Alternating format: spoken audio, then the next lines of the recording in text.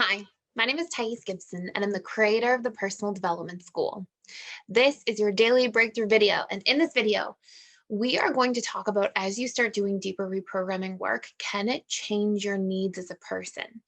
And in this very case, I'm going to share somebody's question who's a member in the school, and we're going to sort of, peel apart this question in layers in a way, and we're going to talk about like what can sort of happen as we are, in this person's case, this individual was very attracted to a dismissive avoidant, was in a long-term relationship with a dismissive avoidant. It was a subconscious comfort zone.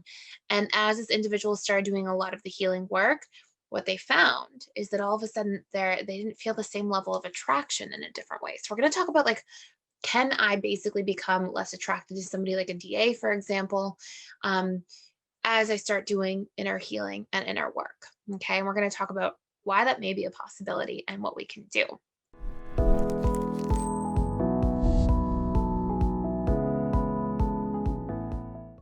Now, before I dive into this content, we are nearing the end of our 7-day free trial. If you haven't checked it out yet, please make sure you do. There isn't that much time left. We do close the doors on May 5th. It's a 7-day free trial for all of the access to any content inside the school. It's specifically for the All Access Membership Pass. We have daily social events, like deep connection questions that we ask with our community, and we have facilitators leading those with community members. We've got study groups. We've got 45 plus courses in there for you, tons of webinars. I do 4 live webinars every single week. So check everything out. Another big course I recommend is how to repair any relationship. It doesn't mean relationships that are unhealthy. It means people who are willing to work on a relationship with you, what to seriously do, and how to figure out if somebody's not the right person to be doing the relationship work with, so you can set a firmer boundary and move on with your life and feel empowered. So without further waiting, this is the question. I'm going to read this to you. Okay. So this is one of our community members. We'll call T. This individual says, hi, Thais, FA here. Took the emotional mastery course, becoming secure, meeting my own needs, communicating my needs. Great progress with reprogramming, in my opinion. I met my partner of 10 years when I was very young and very wounded. I was dissociating most of the relationship. I really was attracted in the beginning, mainly to the security I felt with him. I felt very loved. But from early on, 6 months or so, started to feel unheard, unvalidated, etc. A process through which I re-triggered myself a lot. I'm very rarely triggered now. I truly see him as a great person and want the best for him, but I don't feel emotionally close, despite vulnerability, sharing my needs, and resentment work. Is it possible that I've been attracted to something I no longer value as much now and really overvalue something that's been missing? I try to meet my need for significance and connection any way I can, but I still crave it from a partner. I don't think it's boredom either, as FA is related to the stability phase of a relationship. So I'm just going to start by validating this person. Awesome job. I've also seen this person in webinars. I know exactly who you are, and asking questions and all that good stuff. And so, there's a couple things in here. So first and foremost, congratulations, acknowledging and validating this individual for working hard to get out of the power struggle phase of a relationship and to be in a place where, like, going through all these different dynamics, you feel clear about who you are, what you want. You've done the emotional mastery and reprogramming work. You're very rarely triggered. This is truly a place that everybody can get to, where like we are rarely triggered. And when we are triggered, it's like, ooh, something came up for me. Interesting. And it's a resolvable thing through communication, through questioning some of our stories that might be coming up, through asserting a boundary or stating a need, or through showing up for ourselves in some way to meet that need individually. Now, this is something that can happen, right? And this is why I really wanted to address this question. It's very interesting. Number one, our needs can change as we begin healing. And this is something that will happen over time. It's not a very quick thing.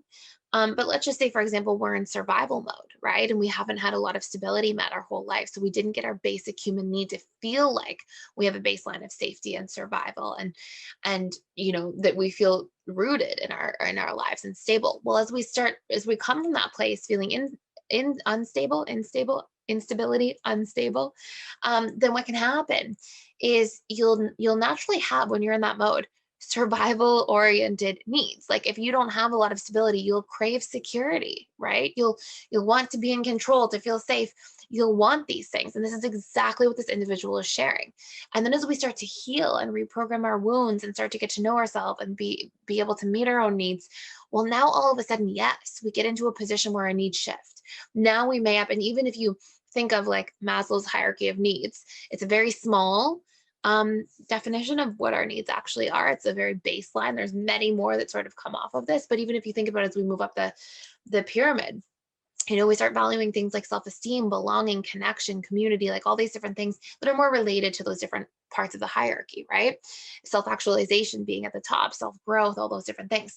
So what can happen is, yes, as we get those basic human needs met, we may not value the security and stability of that person as much. And it sounds like you are really valuing, or this individual is really valuing, depth of connection, right? Self actualization, understanding self, wanting that depth of closeness. And so here's what I always say to people to do, because that doesn't necessarily mean that we just leave a relationship.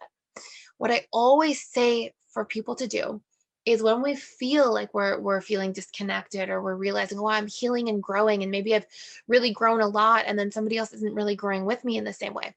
Number one, outline and get very specific as to what is missing from the relationship now that you need specifically.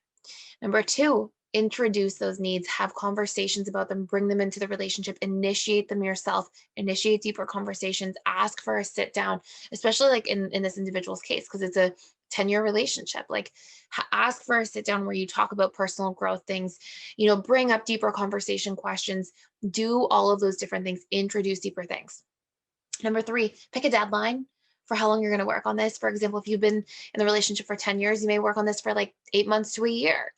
Um, and this will be all about like me getting really clear about the specific unmet needs, trying to get those needs met in the relationship in a variety of different forms, trying a variety of different strategies, things that are important to me. And then if through that deadline you see the needle moving, well, that's great news. You've grown together, the person's on board, they're meeting some of your needs. Express that those are your needs and ask for time and patterns for that person to meet them. And if what you see instead in that period of time, let's say it's a year, is that the person doesn't show up to do the work with you, doesn't show up and communicate with you, doesn't show up to meet those needs, and also to share some of their needs and learn more about themselves so you can have a deeper connection, well, then in that case, it may be time to leave a relationship. It may be an opportunity to say, okay, and this is the reality, which is true, is that we either grow together or grow apart. And you may find that the relationship changes forms. Maybe it becomes a friendship, or somebody with a different type of, relationship, a different type of boundaries you have set around that relationship. But ultimately, what we have to realize is that we are not allowed. Oh, not like you're not allowed, like setting the rules for everybody's life. But like what we ultimately have to realize is that it's so important that we check in with ourselves and we don't put ourselves in a position where we take away our own potential for fulfillment, for growth, for happiness, for well-being, because we've grown and grown and somebody didn't grow with us and didn't put in that effort and didn't try, because it's an injustice to ourselves, and honestly it's an injustice to the other person as well. And it may feel funny, but usually when you're at that place, if you're feeling that way, it doesn't feel as difficult to go through a breakup. You usually feel like you're very clear, especially if you've set that deadline, put in the work for a given period of time. And so you can move away from that dynamic, guilt and regret free, should that be the case. I would say in the vast majority of circumstances, I see the other person show up and do the work. I really do. In some very small circumstances, I see somebody not show up and do the work. And I would say that's probably 10 or 15% of the time if it's a longer term relationship. And in that case, usually the breakup isn't that difficult because we have such a strong, healthy relationship to self, that it feels easier to move away. And if you put in the work day in and day out for a year or for a long period of time, then you have such a clear answer by the end of it that it doesn't hurt so badly. So really powerful stuff. Great work to this person. All sorts of amazing changes in there. Congratulations. And that is it for today. Thank you guys so much for watching. Thank you for being here. Please like, share, and subscribe. I would really appreciate it. And I will see you in the next video.